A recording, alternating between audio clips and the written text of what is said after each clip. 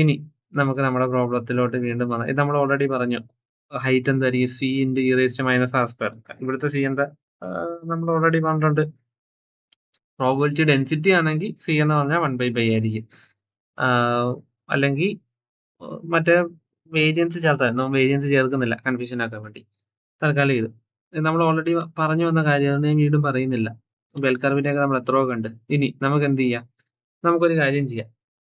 നമുക്ക് ഈ ആള് നിൽക്കുന്ന സ്ഥലം ഉണ്ടല്ലോ, ഓക്കെ, ആ സ്ഥലം നമുക്ക് ഈ ഒരു റിങ്ങിന്റെ അകത്താണ് കൺസിഡർ ചെയ്യുക. അതായത് ബേസിക്കലി ഇവിടെ നോക്ക്, ഇവിടെ ഡാർട്ട് ബോർഡ് നിൽക്കുന്നു, ഇവിടെ ആള് നിൽക്കുന്നു. ഇതിനെ നിങ്ങളൊരു ടോപ്പ് വ്യൂവിൽ നോക്കിയ, ഓക്കെ, ഒരു ടോപ്പ് വ്യൂവിൽ നോക്കിയ ഡാർട്ട് ബോർഡ് ഈ സെന്ററിലും ആള് മുന്നോട്ട് മാറി വലത് ഭാഗത്ത് വരും. ഇതാ ഇവിടെ കണ്ടോ? ഞാൻ പറഞ്ഞ എന്താ? ഡാർട്ട് ബോർഡ് നിൽക്കുന്നു, ആള് മുന്നോട്ട് മാറി കുറച്ച് വലത് ഭാഗത്ത്, അതായത് നമ്മൾ ഇവിടുന്ന് സ്ട്രെയിറ്റ് നോക്കുമ്പോൾ ആള് മുന്നോട്ട് മാറി കുറച്ച് വലത് ഭാഗത്ത് നിൽക്കുന്നു എന്നാണ് ഞാൻ പറഞ്ഞത്. ഓക്കെ, അതേ സാധനം തന്നെയാണ് ഇവിടെ. ഇത് ടോപ്പ് വ്യൂ ആ. ഡാർട്ട് ബോർഡ് ഇവിടെ ഇരിക്കുന്നു, ആള് മുന്നോട്ട് മാറി വലത് ഭാഗത്ത് ഇവിടെ. അപ്പം നമുക്ക് എന്ത് ചെയ്യാം? ആ ആള് നിൽക്കുന്ന സ്ഥലത്തിന് ചുറ്റും നമുക്ക് റിങ് വരയ്ക്കാം. ഓക്കെ, ആൾ ഇവിടെ നിൽക്കുന്നെങ്കിൽ ആള് നിൽക്കാൻ സാധ്യതയുള്ള തന്നെ നമുക്ക് എന്ത് ചെയ്യാം? ഈ ഒരു റിങ്ങിന്റെ അകത്ത് കൂട്ടാം. അപ്പൊ നമ്മൾ ഓൾറെഡി വന്നിട്ടുണ്ട്. പ്രോബബിലിറ്റി കണ്ടുപിടിച്ചാൽ നമ്മൾ എന്ത് ചെയ്യണം? Whole divide by part. എന്ത് ഹോൾ, എന്ത് പാർട്ട്? Okay, area.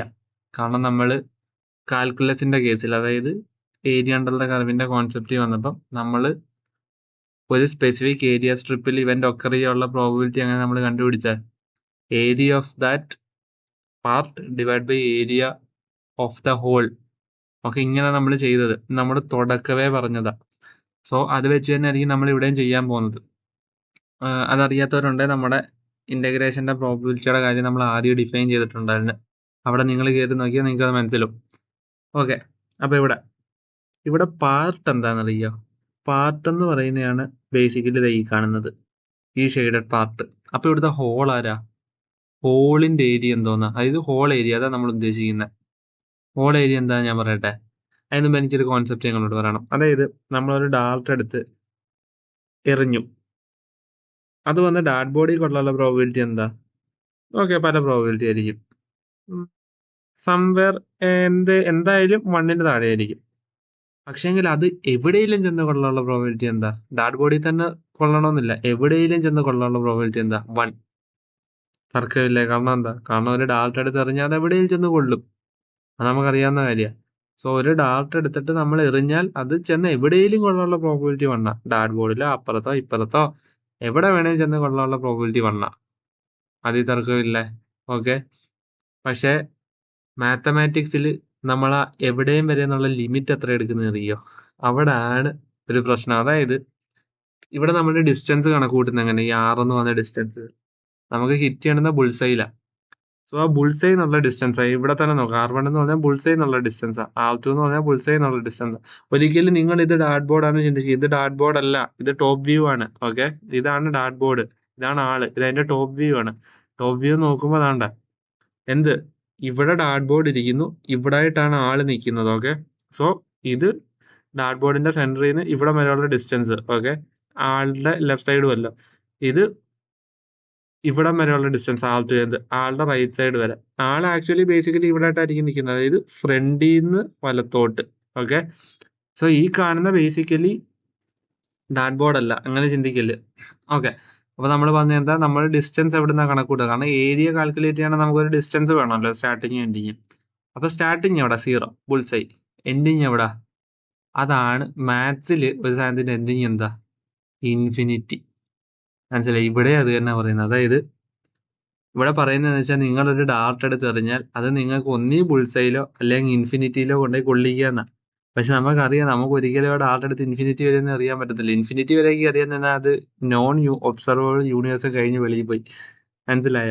പക്ഷെ അത് ഹാപ്പൻ ചെയ്യത്തില്ല. കാരണം എന്താ? നമുക്കറിയാം പ്രോബബിലിറ്റി ഡെൻസിറ്റി അത്രയും നെഗ്ലിജിബിൾ ആയിരിക്കും. അപ്പോൾ എന്ത് പറ്റും? പ്രോബബിലിറ്റി അത്രയും കുറവായിരിക്കും. 0.0010 അത്രയൊക്കെ വരെയൊക്കെ എത്തും ചിലപ്പോൾ. അപ്പൊ അതിലും കൂടുതലായിരിക്കും. അപ്പൊ എന്താ? അത്രയും ചെറിയ പ്രോബബിലിറ്റി ആയിരിക്കും. അതുകൊണ്ട് ഇൻഫിനിറ്റി വരെ ഒന്നും പോകത്തില്ല. പക്ഷെ മാത്തമാറ്റിക്കലി ലിമിറ്റ് എടുക്കുമ്പോൾ നമ്മൾ 0 to ഇൻഫിനിറ്റി വരെ എടുക്കും. ഓക്കെ, ഇൻഫിനിറ്റി വരെ ഒന്നും നമുക്ക് എറിയാൻ പറ്റത്തില്ല. പക്ഷെ എന്ത് ചെയ്യാം? ഡാർട്ട് ബോർഡിൽ നിന്ന് മാറി നമുക്ക് ഒന്നീ വേണേൽ ഇവിടെ എറിയാം, അല്ലെങ്കിൽ ഈ ആളുടെ ദേഹത്ത് ഇവിടെ എറിയും. ഉന്നമൊക്കെ മോശം ചിലപ്പോൾ നമ്മൾ ഇവിടെ എറിയും, ഇവിടെയൊക്കെ എറിയും. പക്ഷെ ഒരിക്കലും ഇൻഫിനിറ്റി വരെ എറിയത്തില്ല. ഓക്കെ, ആ ഒരു കോൺസെപ്റ്റ് നിങ്ങൾ അറിഞ്ഞാൽ മതി. അപ്പോൾ ഇനി വേറൊരു പ്രശ്നമുണ്ട്. ഹോൾ ഏരിയ നമുക്ക് എങ്ങനെയാണ് കണ്ടുപിടിക്കാം? ഈ ഒരു സ്പെസിഫിക് ഏരിയ എങ്ങനെ കണ്ടുപിടിക്കും? അപ്പൊ നിങ്ങൾക്ക് ചോദിച്ചൂടെ, ഈ കാണുന്ന സർക്കിളിന്റെ ഏരിയ കണ്ടുപിടിച്ചിട്ട് ഈ കാണുന്ന സർക്കിളിന്റെ ഏരിയ കളച്ച് ചെയ്ത് കിട്ടത്തില്ലെന്ന്? തെറ്റും. എന്താണെന്നറിയോ? ഇവിടുത്തെ പ്രോബബിലിറ്റി കോൺസ്റ്റന്റ് അല്ലല്ലേ, വേരിയിങ്. അതായത് ഡിസ്റ്റൻസ് അങ്ങോട്ട് കൂടുന്നതിനനുസരിച്ച് എന്ത് പറ്റും? പ്രോബബിലിറ്റി ഡെൻസിറ്റി കുറയും. അപ്പോൾ എന്ത് പറ്റും? സെയിം ഏരിയ തന്നെ ഡിഫറൻറ്റ് പ്രോബബിലിറ്റി ഡെൻസിറ്റി ഡിഫറൻസ് വരും. നമ്മൾ ഓൾറെഡി പറഞ്ഞിട്ടുള്ള പ്രൊജക്ഷന്റെ കേസിൽ കുറച്ച് മുമ്പ്. Okay, even though same area ആണെങ്കിലും പ്രോബബിലിറ്റി ഡെൻസിറ്റി വേരി ചെയ്യും. അതുകൊണ്ട് എന്ത് പറ്റും? പ്രോബബിലിറ്റി വേരി ചെയ്യും. അപ്പൊ നമുക്ക് എന്താ, ഈ റോ ഏരിയ എടുക്കാൻ പറ്റത്തില്ല. പകരം നമ്മൾ എന്ത് ചെയ്യുന്നറിയോ? നമ്മൾ എന്ത് ചെയ്യാൻ ചോദിച്ചാൽ, നമ്മൾ ഈ കാണുന്ന ഏരിയ ഇല്ലേ, ഇത് വലിയൊരു ഏരിയ. ഈ വലിയ ഏരിയ നമ്മൾ ആദ്യം ഒരുപാട് കൊച്ചു കൊച്ചു റിങ്ങുകളാക്കി കൺസിഡർ ചെയ്യും. ഓക്കെ, അതായത് ഈ R1 തൊട്ട് R2 വരെയൊക്കെ ഇതുപോലെ കൊച്ചു, ഇപ്പൊ തണ്ട് ഇവിടെ നിങ്ങൾക്ക് കണ്ടൂടെ, ഒരു ഗ്രേ റിങ്, ഒരു ബ്ലൂ റിങ്, അതുപോലെ ഇങ്ങനെ ഒരുപാട് റിങ്ങുകൾ ഇങ്ങനെ അറ്റം വരെ കൺസിഡർ ചെയ്യും. ഓക്കെ, എത്രത്തോളം റിങ്ങുകൾ നമുക്ക് കൺസിഡർ ചെയ്യാവോ അത്രത്തോളം ആക്യുറേറ്റ്. അതിന്റെ കാര്യം എന്താ? കാരണം നമ്മൾ ഇതിനിടയ്ക്ക് ഒരുപാട് റിങ്ങുകളെ പ്ലേസ് ചെയ്താൽ ഓരോ റിങ്ങിന്റെ തിക്നെസ് അത്രയും കുറയും. തിക്നെസ് അത്രയും കുറഞ്ഞാൽ എന്ത് പറ്റും? അതിന്റെ ഏരിയ അത്രയും കുറയും. അതിന്റെ ഏരിയ അത്രയും കുറഞ്ഞാൽ എന്ത് പറ്റും? പ്രോബബിലിറ്റി കാൽക്കുലേറ്റ് ചെയ്യുന്ന ആക്യുറസി അത്രയും കൂടും. ഓക്കെ, കാരണം ഇപ്പൊ ഈ കാണുന്ന ഈ ഏരിയ എന്ന് പറയുന്ന ഒരു വലിയ ഏരിയ. കാരണം നമ്മൾ ഓൾറെഡി പറഞ്ഞ ടോപ്പ് വിഷ്വലാണ്. ആളിവിടെ ആയിരിക്കും നിൽക്കുന്നത്. ഓക്കെ, ഫ്രണ്ടിലോട്ട് മാറി വലത്തോട്ട്.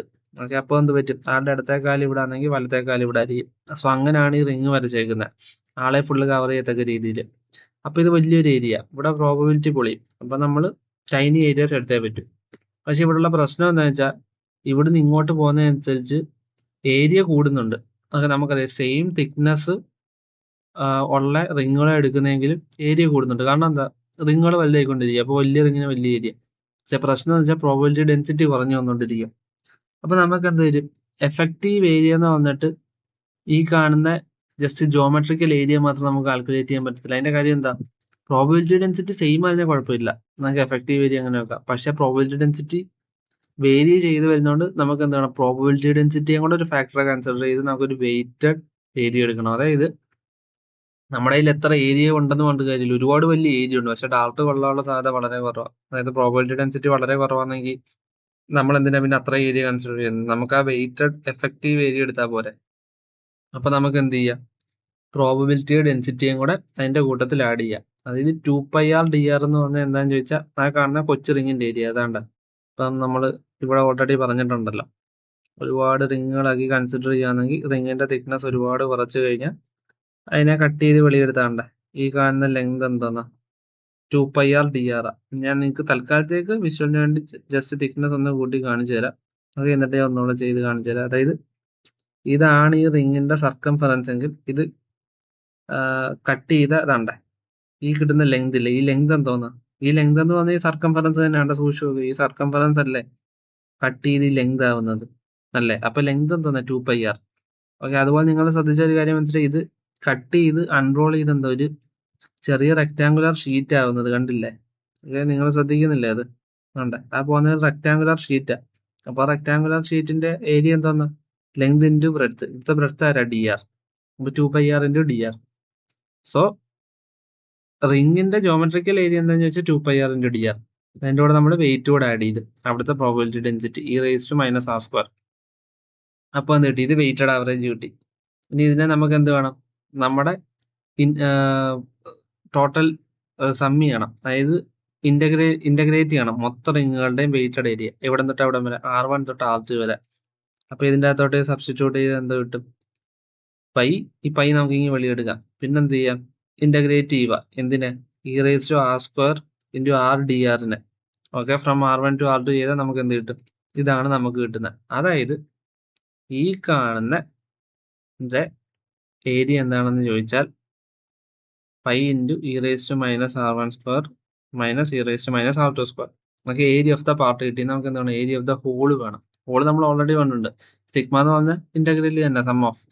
അപ്പൊ എന്താ ചെയ്താ? Integral of e⁻⁻r² × 2πr/dr. അതായത് നേരത്തെ പറഞ്ഞ അതേ സാധനം തന്നെ, വെയിറ്റഡ് ഏരിയ. ഓക്കെ, ഇവിടെ പക്ഷേ ഡിഫറൻസേ ഉള്ളൂ. R1 തൊട്ട് R2 വരെ അല്ല, 0 തൊട്ട് പൈ വരെ, ഇൻഫിനിറ്റി വരെ. അതായത് ഡാർട്ട് ബോർഡിന്റെ ഈ സെന്റർ തൊട്ട് അങ്ങ് ഇൻഫിനിറ്റി വരെ, നമ്മളാ പറഞ്ഞ അതേ കേസ്. കാരണം മാത്തമാറ്റിക്കലി പോസിബിളാ. അപ്പൊ അതെന്ത് കിട്ടും? പൈ × 1 - 0 എന്ന് കിട്ടും, പൈ കിട്ടും. നമുക്ക് പ്രോബബിലിറ്റി കണ്ടുപിടിക്കാം. പ്രോബബിലിറ്റി എന്ന് പറഞ്ഞാൽ പാർട്ട് ബൈ ഹോൾ. അതായത് pi e⁻⁻r1² minus e raised minus R two square by pi എന്ന് കിട്ടും. എന്ത് കിട്ടും? ഈ വാല്യൂ കിട്ടും. അതായത് e raised minus r one square minus e raised minus R two square. അതായത് P of r one less than r two. അതായത് probability of hitting in this effective area എന്ന് പറഞ്ഞാൽ ഈ കണ്ടതാ. മനസ്സിലായോ? ഓക്കെ, നമ്മൾ ആൻസറിലോട്ട് എത്തി ബേസിക്കലി. അതായത് നമുക്ക് ഓൾറെഡി ഈ കാണുന്ന ഈ റിങ്ങിലുള്ള ഏരിയ എന്താന്ന് നമുക്ക് കിട്ടി. നമ്മൾ പറഞ്ഞത് ഇത് ടോപ്പ് വിഷ്വല. ആള് നിൽക്കുന്നത് മുന്നോട്ട് മാറി വലത്തോട്ടാ.